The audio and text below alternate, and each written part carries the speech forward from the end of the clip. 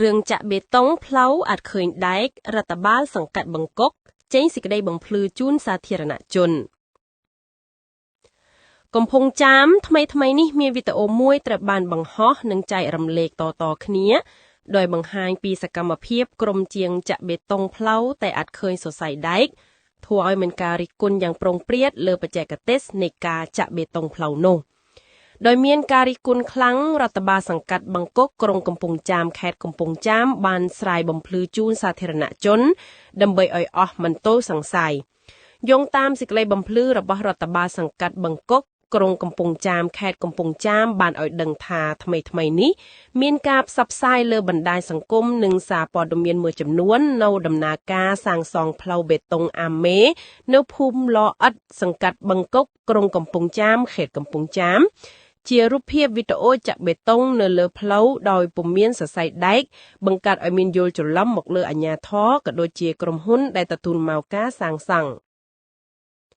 ឆ្លើយតបនឹងហេតុការណ៍នេះរដ្ឋបាលសង្កាត់បឹងកុកបានបំភ្លឺជូនសាធារណជននិងអ្នកកាសែតថារូបភាពវីដេអូនោះគឺជារូបភាពមួយជ្រុងប៉ុណ្ណោះ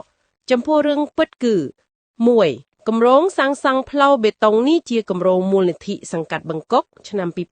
2025ដែលទទួលមកការសាងសង់ដោយក្រុមហ៊ុនអ៊ឹងចាន់ឡាដោយចាក់បេតុងអាមេសរសៃដែកទំហំទទឹងផ្លូវ4ម៉ែត្រកម្រាស់ 0.15 ម៉ែត្រនិងបណ្ដោយ 2812 ម៉ែត្រនិងទើបតែសាងសង់បានប្រមាណ 40% ប៉ុណ្ណោះ 2.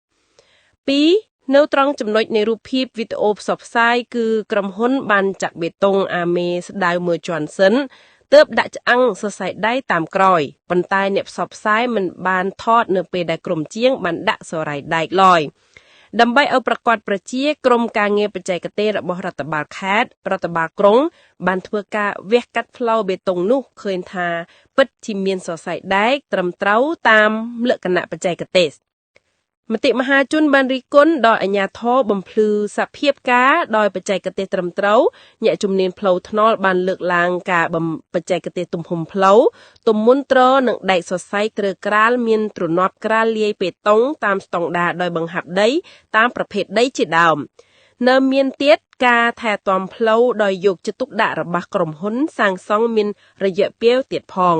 ការលើកឡើងបំភ្លឺដោយគ្មានជំនាញបច្ចេកទេសធ្វើឲ្យខាតបង់ថវិកាជាតិធ្ងន់ធ្ងរផងដែរ